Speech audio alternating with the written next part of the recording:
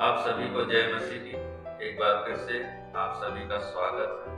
परमेश्वर के पवित्र वचन में से फिलिपियों की पत्री उसका 2 अध्याय उसका 3 से लेकर 4 आयत तक। फिलिपियों की पत्री 2 अध्याय उसका 3 और 4 आयत। वहां इस प्रकार से लिखा, विरोध या झूठी बड़ाई के लिए कुछ ना करो, पर दीनता से एक दूसरे को अपने से अच्छा समझो।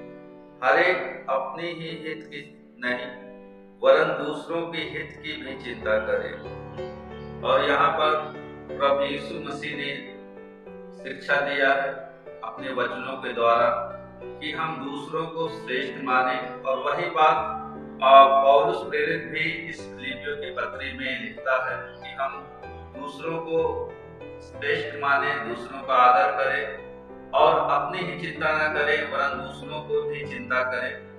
प्रभु यीशु मसीह ने अपने शिक्षाओं के द्वारा दूसरों को श्रेष्ठ मानने का सर्वोच्च उदाहरण हमें दिया है। अपने कार्यों के द्वारा उसने महान महिमा और आदर सम्मान के अर्थों को दर्शाया है। और जब हम संसार में देखते हैं, संसार में अलग अलग प्रकार के लोग रहते हैं। हम उनको 2 प्रकार के लोगों में बांट सकते हैं। एक है स्वार्थी मनुष्य और दूसरा है निस्वार्थी मनुष्य। जो स्वार्थी मनुष्य है वे केवल अपने ही हित की चिंता करता है, अपना परिवार के विषय में चिंता करता है, अपने सामाजिक महत्व को और सम्मान को बनाए रखने की चिंता करता है और हर वक्त अपने विषय में ही सोचता है, अपनी उन्नति के विषय में सोचता है और दूसरों की कुछ भी चिंता नहीं करता है।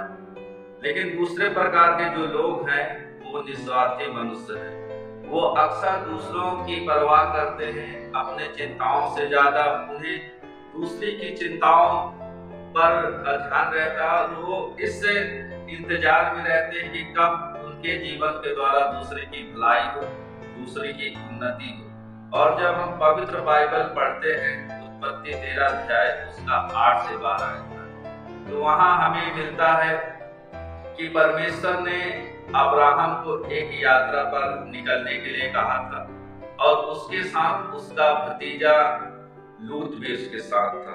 और जब उनको दूसरे देश में रहते हुए बहुत दिन हो गए और उनके पास बहुत धन संपत्ति पशु हो गए, तो अब्राहम और लूत का तो अच्छा रिश्ता था और उनके बीच में किसी प्रकार का अनबन नहीं था। लेकिन उनके जो सेवक थे, उनके जो चरवाहे थे, उनके बीच में लूत और अब्राहम के चरवाहों के बीच में लड़ाई झगड़ा होने लगा। और अब्राहम ने सोचा कि इस कारण से, हमारे चरवाहों के कारण से हमारा रिश्ता न खराब हो जाए, इसलिए अब्राहम ने कहा अपने लूत से कि हम दोनों अलग हो जाएं। और अब्राहम ने लूत को कहा, यदि तू दाहिने जाए तो मैं बाएं जाऊंगा, तू इधर जाए तो मैं उधर जाऊंगा। और यहाँ पर हम देखते हैं कि अब्राहम बड़ा होने पर भी और उसका चाचा होने पर भी वो अपने लिए अच्छी जगह को नहीं चुना। उसने चुनाव करने का अवसर दिया लूत को, और लूत भी अपने चाचा के साथ इतने दिन इसलिए रहा क्योंकि वो जानता था कि अब्राहम एक अच्छा व्यक्ति है और मुझे उसके साथ रहने में कोई भी परेशानी नहीं होगी। और यहाँ पर हम देखते हैं कि अब्राहम ने जो किया, लूत को पहला अवसर दिया कि तुम्हारी इच्छा है, जहाँ तुम जाना चाहो उसके अपोजिट दिशा में ही मैं जाऊंगा। और यहाँ हम इस प्रकार से देखते हैं कि वो लोग बिना किसी लड़ाई झगड़े के अलग हो गए।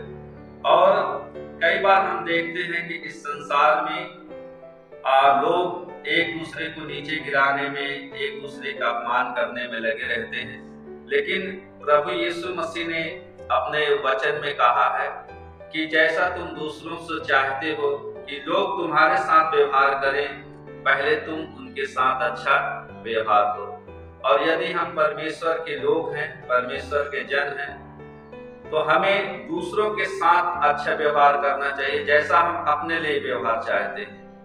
और जब हम देखते हैं कि यीशु मसीह के शिष्यों में भी ये होड़ लगी हुई थी कि उनमें बड़ा कौन है, तो यीशु मसीह ने कहा कि जो तुम में बड़ा होना चाहे वो सबका दास बने, क्योंकि जो बड़ा है वो छोटा किया जाएगा और जो छोटा है वो बड़ा किया जाएगा। हम संसार में हर एक दिन हमें निर्णय लेना पड़ता है, हर एक दिन निर्णय लेते हैं, परंतु जब बात दूसरों की आए कि हमें उनके साथ कैसे व्यवहार करना चाहिए, कई बार हम उनको नीचे गिराने की कोशिश करते हैं। और यही मनुष्य का स्वभाव है और इस स्वभाव को हमें बदलना है और हमें अपने जीवन से दूसरों को आदर देना चाहिए। जो हम चाहते हैं कि दूसरे हमारे साथ करें, हमें उनके साथ अच्छा व्यवहार करना चाहिए। तो ये समय है कि हम अपने जीवन को जांचें, अपने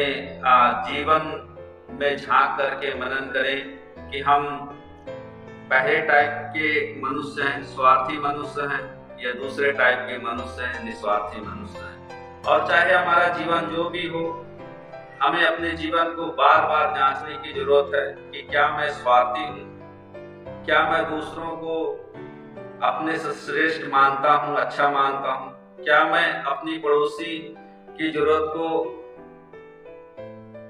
अपनी जरूरत समझता हूँ, क्या मैं मुझ में यह स्वाभाविक है कि मैं दूसरों की गरिमा और सम्मान को वैसे ही बनाए रखता हूँ जैसे कि मैं अपने लिए चाहता हूँ। आज मैं कौन से निर्णय को ले रहा हूँ ताकि मुझ में यह सद्गुण बढ़े। मैं हमेशा ऐसे अवसरों को खोजता रहूंगा कि जरूरतमंद लोगों की मदद कर पाऊं और अपने साथी मनुष्य की गरिमा और सम्मान को उठाए रहूं। मैं आशा करता हूं कि इस वचन से आप लोग परमेश्वर के वचन से सीखे होंगे। और आज हमने ये सीखा कि हमें अपने से अच्छा दूसरों को समझना है, दूसरों को आदर सम्मान देना है और दूसरों को श्रेष्ठ समझना है। इस वचन के द्वारा परमेश्वर आप सभी को आशीष दे।